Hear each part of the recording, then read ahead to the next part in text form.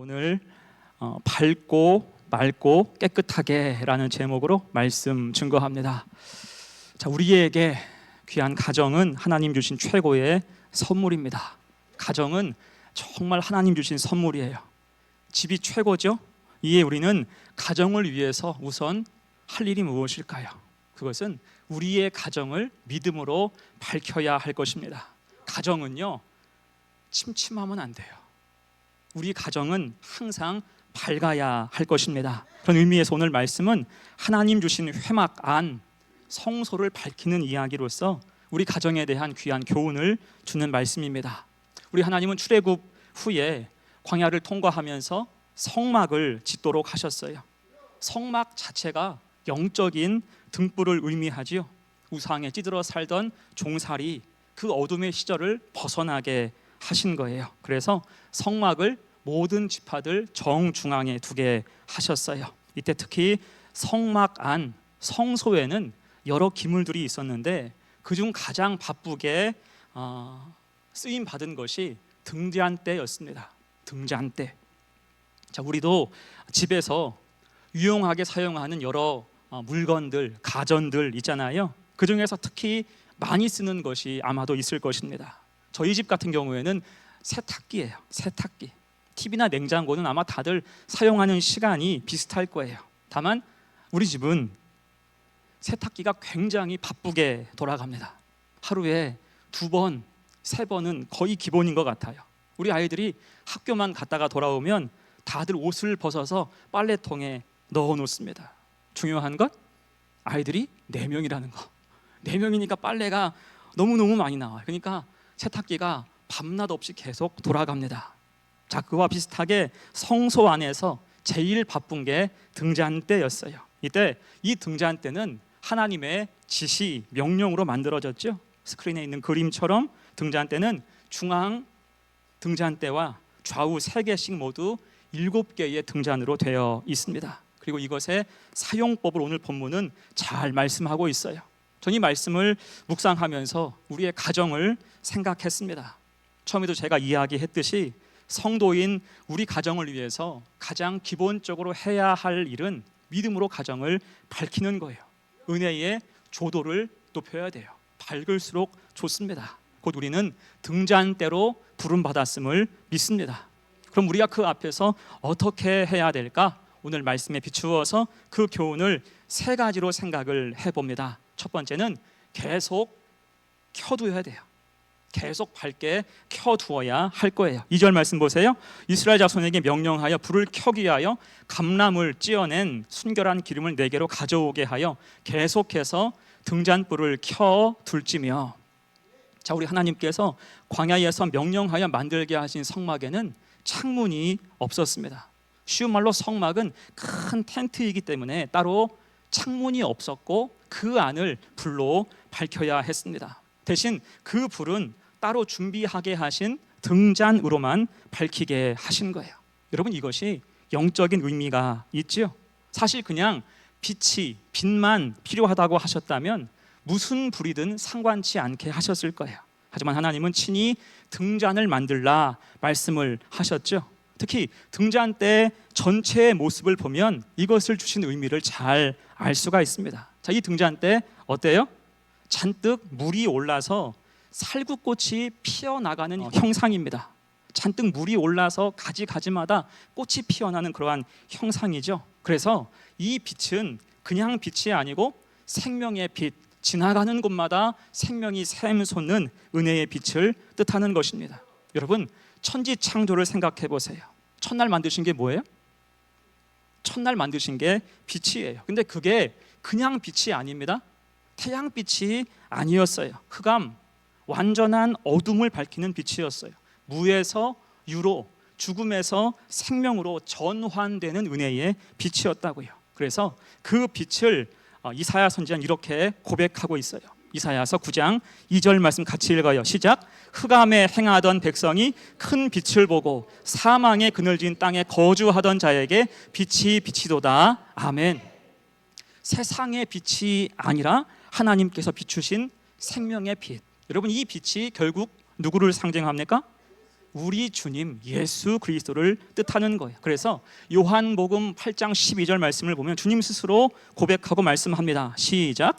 나는 세상의 빛이니 나를 따르는 자는 어둠에 다니지 아니하고 생명의 빛을 얻으리라 하시니라. 아멘. 그래서 성막을 비추는 등잔은 예수 그리스도를 상징한다 말할 수가 있습니다. 성막 안에 있는 어둠을 밝히기 위해서 등잔불에 불을 켜는 것처럼 주님은 이 세상을 뒤덮고 있는 어둠의 권세를 물리치고 구원의 은혜, 생명의 빛을 주기 위해서 이 땅에 오셨다고 할 수가 있는 거예요.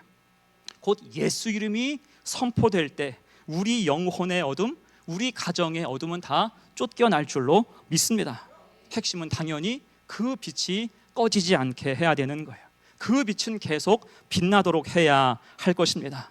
그런 의미에서 우리 가정도 계속 켜두어야 하는 빛이 무엇입니까? 믿음의 빛인 거예요. 믿음의 불이 우리 가운데 있어야 돼요. 쉬운 말로 우리의 가정은 믿음의 불야성을 이루어야 돼요. 믿음의 불, 기도의 불은 꺼지지 말고 계속 켜 있어야 하는 것입니다. 그래서 우리는 모두 불을 지키는 사람, 등대지기와 같은 역할을 부여받은 거예요. 자, 여러분, 등대지기라는 그러한 노래 기억하세요? 등대지기. 우리 같이 불러볼까요? 얼어붙은 달 그림자 물결 위에 차고 한겨울에 거센 파도 모으는 작은 섬 생각하라 저 등대를 지키는 사람의 거룩하고 아름다운 사랑의 마음을. 아멘. 여러분, 이 노래가 어때요? 꼭 찬송가 같죠? 가사도 꼭 찬송가 같아요. 근데 알고 보니까 이게 진짜 찬송가가 맞아요.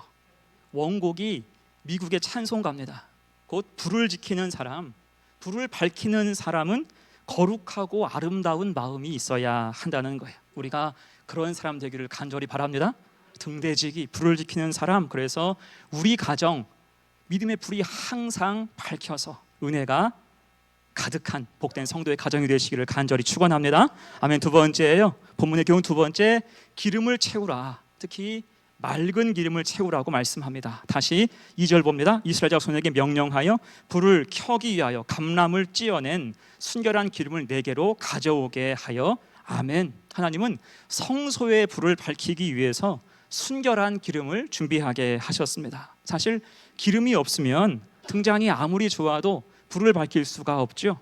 아무리 값비싼 등잔대라고 할지라도 막상 기름이 없으면 또 기름이 도중에 떨어지면 무용한 것이 되고 마는 것입니다. 자, 그래서 맑고 좋은 기름을 말씀하시는데 감람에서 찧어낸 순결한 기름을 가져오라 말씀하세요. 여러분, 이 기름이 어떤 기름이에요?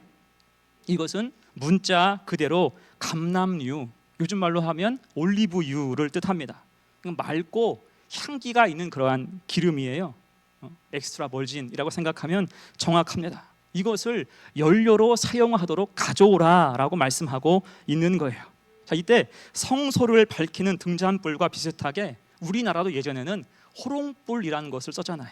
아마 쓰신 분도, 사용해 보신 그런 분도 있을 것입니다. 호롱불은 전기가 들어오기 전에 주로 호롱불을 많이 썼죠. 그때 사용한 기름이 무엇입니까? 주로 등유를 썼어요. 등유. 그래서 호롱불은 19세기 우리나라가 석유를 수입할 때부터 주로 널리 사용하게 된 것입니다. 이때 문제는 등유의 질에 있었죠. 정제가 잘 되는 지금도 등유에 불을 켜면 냄새가 올라와요. 그런데 그때는 정제 기술이 더 미흡했기 때문에 불순물이 많고 그만큼 그을음이 많이 생겼다고요. 그래서 환기가 기본이었죠.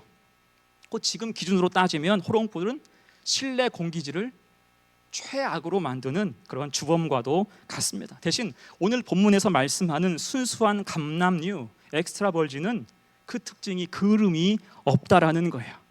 거기에다 태울 때마다 향기가 올라옵니다.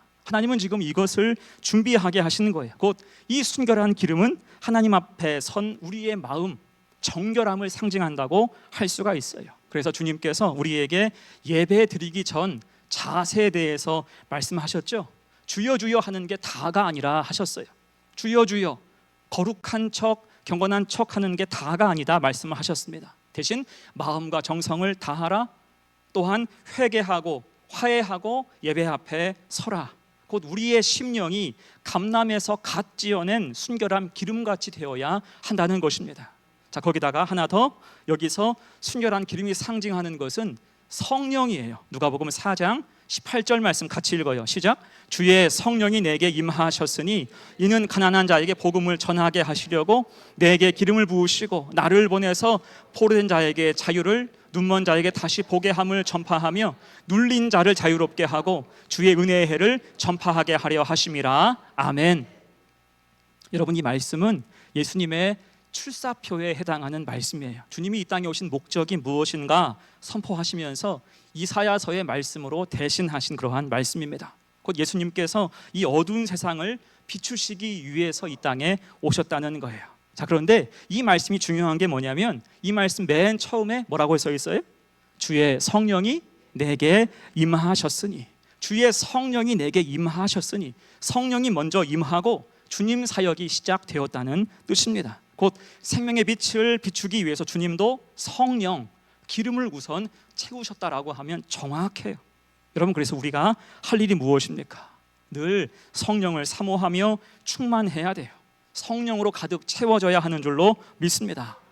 자, 여러분, 요즘은요 자기 차를 가지고 전국을 여행하고 또 세계를 여행하는 것이 로망인 사람들이 있습니다. 저도 그런 로망이 있어요. 내 차를 가지고 전국으로 한번 일주해 봤으면, 세계를 한번 일주해 봤으면 좋겠다, 그런 마음이 있습니다. 이때 세계 여행을 가는 루트가 뭐냐면요, 먼저는 저기 강원도 동해항에 가서 차를 선적해야 돼요. 큰 배에 싣고 러시아 블라디보스톡으로 가야 됩니다. 거기가 북한 위에 있는 땅이죠. 거기에서부터 이제 여행이 시작되는 거예요. 거기서 차를 몰고 유라시아를 횡단하고 중앙아시아를 거쳐서 터키 쪽으로 가야 하는 것입니다. 그렇게 유럽으로 이어질 수가 있어요.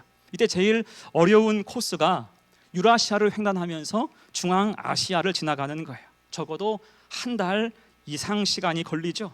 또한 그곳은 도로 사정이 좋지 않습니다. 개발이 덜 되어서 도로가 좋지 않아요. 그리고 그 악명 높은 파미르 고원도 거기에 있죠.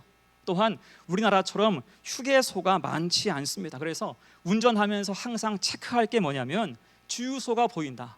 가다가 주유소가 보이면 그냥 지나치면 절대로 안 된다는 것입니다.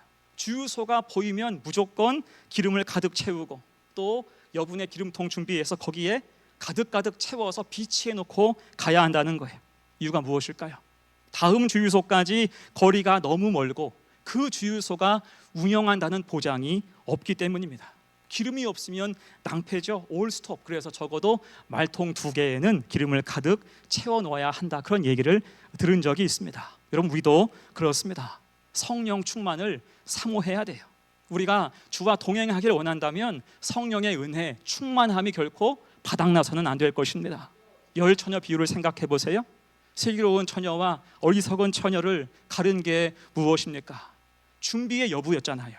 기름이 준비되어 있는가, 성령이 채워져 있는가가 중요했습니다. 그래서 우리도 준비해야 돼요. 그럼 우리가 어떻게 성령을 구하고 받을 수 있을까?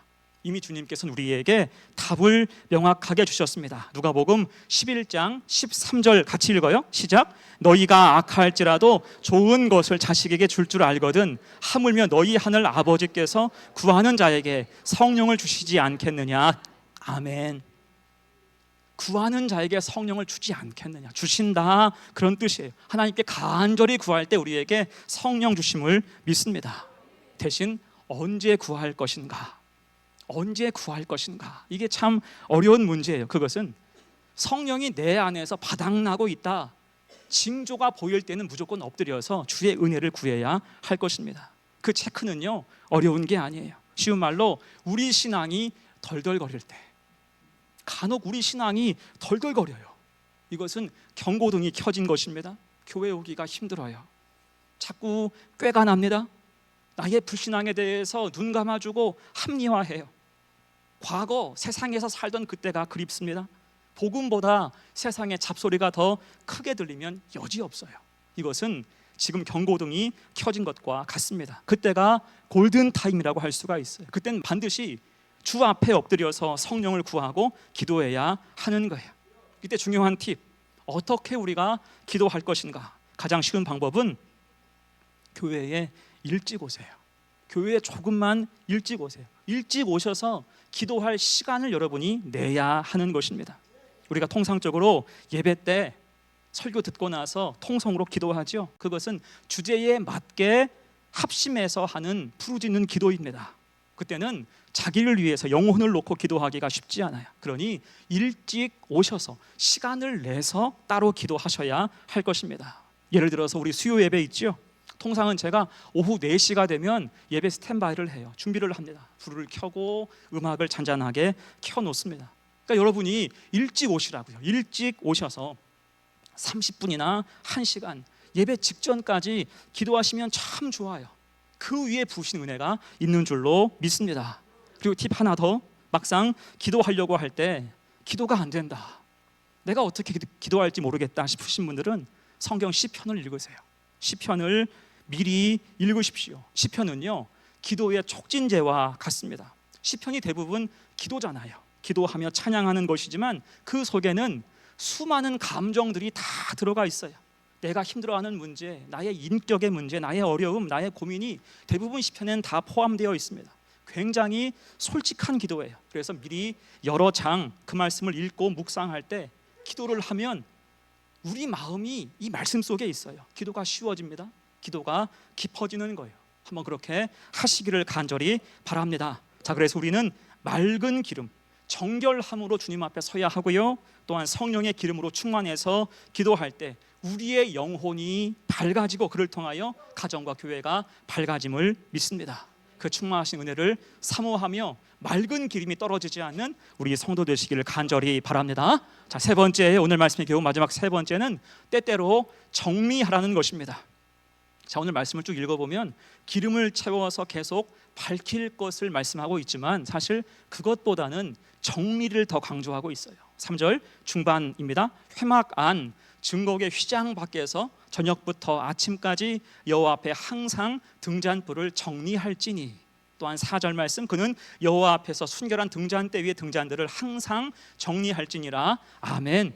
곧 등잔과 불을 항상 정리하라라고 말씀하고 있습니다. 여기에서 정리하라라는 말씀의 원뜻은 돌본다, 그런 뜻이에요. 불을 돌봐라, 곧 불의 상태를 파악하고 찌꺼기 등등을 정리하라는 것입니다. 아까도 보았듯이 등잔이 모두 7개예요. 7개지만 그 불이 같을 수가 없죠. 어떤 것은 심지가 중간에 다 닳아버릴 수도 있고요. 어떤 것은 기름이 부족할 수 있어요. 갑자기 그을음이 생기면서 불빛이 흔들리고 흐려질 수도 있는 것입니다. 그것을 실시간으로 정리하고 돌아보라는 거예요. 여러분, 사람도 그렇고요, 우리의 가정도 그렇습니다. 우리 삶에는 크고 작은 일들이 계속 일어나요. 그렇지 않습니까? 우리 삶에는 크고 작은 일이 계속 일어나요. 우리 계산대로 결코 되지 않습니다. 때로는 당혹스러울 때가 있어요. 특히 악한 마귀가 내 삶에 개입해서 장난칠 때가 있다고요. 마태복음 13장 4절 5절 주님께서 하신 말씀 같이 읽어요. 시작. 그들 앞에 또 비유를 들어 이르시되 천국은 좋은 씨를 제 밭에 뿌린 사람과 같으니 사람들이 잘 때에 그 원수가 와서 곡식 가운데 가라지를 덧뿌리고 갔더니. 자, 무슨 뜻이에요? 우리가 믿음으로 사는 삶이라 할지라도 그 가운데 악한 마귀가 몰래 와서 잡초 씨앗, 이 가라지 씨앗을 덧뿌리고 갈 수가 있다는 것입니다. 그러니 우리 삶 가운데 예기치 않은 사건 사고가 많은 거예요. 믿음 가지고 사는 우리를 회방하기 위해서 자꾸 말씀이 있는 우리의 심령 가운데 잡초 씨앗, 악한 것을 뿌리고 간다고요. 이에 성도가 할 일이 뭐예요? 당황하지 말고 믿음 가지고 정리하고 수습해야 할 줄로 믿습니다. 이것이 성도의 믿음이고 역할이고 본분인 거예요. 제가 올해 봄에 저기 위 도로에서 내려오는 길 옆에 땅에 매트를 깔았어요. 잡초 매트를 깔았습니다. 밖에 보시면 검정색으로 엉성하게 깔아놓은 것이 있을 것입니다. 이 엉성한 이유는 제가 깔아서 그래. 실력자가 아닌 제가 깔아서 좀 엉성합니다. 한 달 전에 깔았어요. 이유가 뭐냐면 본래 저기가 우리 땅이 아니에요. 시유지인데 시에서 관리를 안 해주니까 작년까지는 제가 제초제를 여러 번 뿌렸습니다. 근데 그것도 한계가 있어서 이번에는 아예 잡초 매트를 사다가 다 깐 거예요. 은근히 이게 돈이 들어가고요. 또 중간에 강풍 때문에 힘들었는데 여러분 도와주셔서 잘 마감됐습니다. 아무튼 그때 거기서 제가 아침에 일하는데 주변에 동네 분들 몇몇이 오셔서 대뜸 저한테 시청에서 왔냐고 묻더라고요. 시청에서 오셨어요? 묻더라고요. 그러니까 그곳이 시유지니까 당연히 시청에서 보냈거니 생각하고 그렇게 물어온 것입니다. 그래서 아니라고 교회에서 자발적으로 한다라고 하니까 다들 아깝다 무릎치더라고요. 아깝다. 왜냐하면 시청에서 해주는 거면 우리 밭도 좀 해달라고, 우리 땅도 좀 해달라고 말하려고 저한테 왔다라는 거예요. 그 다들 빈 땅에 잡초가 골칫거리죠. 빈 땅은 가만 놔두면 잡초로 가득해. 이게 다들 고민인 것입니다. 자, 그런데 여러분 돌아보면 밭은 밭인데 되게 깨끗한 밭, 잡초도 없고 정말 깨끗한 밭들이 있죠. 1년 내내 정말 풀 한 폭이 안 보이는 그런 곳도 있습니다. 여러분 이유가 무엇일까요? 땅이 좋아서 잡초가 자동으로 방제되는 걸까요? 아니죠. 누구 한 명이 거기를 지키고 있는 거예요. 매일 뽑는 겁니다. 돌보고 정리하니까 풀이 자랄 틈이 없다라는 것입니다. 여러분 우리의 역할이 이와 같습니다. 우리 가정에도 생각지 못했던 갖가지 문제가 벌어질 수 있어요. 잡초가 나듯이 갑작스러운 일들이 우리 삶을 엄습하기도 합니다. 이에 성도는 계속해서 돌보고 그것을 관리해야 한다는 거예요. 농부가 아침 일찍 일어나서 끊임없이 잡초를 제거하듯이, 또한 제사장이 밤새워서 등잔불을 보살피듯이 우리도 항상 영적인 등잔불, 특히 우리의 가정과 자녀, 삶의 여러 가지 문제들을 정리하고 믿음 가지고 보살펴야 할 것입니다. 우리가 먼저 깨끗할 때, 믿음 가지고 살아갈 때 악한 것들은 뿌리 뽑히고 정리되는 줄로 믿습니다. 그럴 때 그곳은 어두워지지 않아요. 잡초로 덮이지 않습니다. 으슥해지지 않고 매캐해지지 않는 거예요. 이를 위해서 부름받은 성도가 바로 우리이다. 그렇게 가정과 삶의 터전을 잘 지키고 보살피는 영적인 파수꾼들 다 되시기를 간절히 축원합니다. 이제 말씀을 정리하고 마무리합니다. 자, 하나님은 오늘 우리의 삶과 가정 가운데 귀한 메시지를 주십니다. 속한 가정과 삶의 자리에서 믿음의 조도를 높이라, 밝게 하라, 그런 뜻이에요. 핵심은 밝고 맑고 깨끗하게. 따라하십시다. 밝고 맑고 깨끗하게. 예, 우리의 가정은 밝고 맑고 깨끗해야 돼요. 곧 계속 밝은 등불을 켜두라 하셨고요, 맑은 기름으로 채우라 하셨고, 깨끗하게 주변을 정리하라, 믿음 가지고 정리하라 하셨습니다. 이에 따라서 우리 영혼과 가정, 삶의 터전은 아름답게 보존되고 갈수록 세워져 갈 것입니다. 그 역할을 우리가 부여받았으니 힘써 지켜서 아름다운 가정, 밝고 맑고 깨끗한 거룩한 주님의 가정 다 되시기를 간절히 축원합니다. 아멘.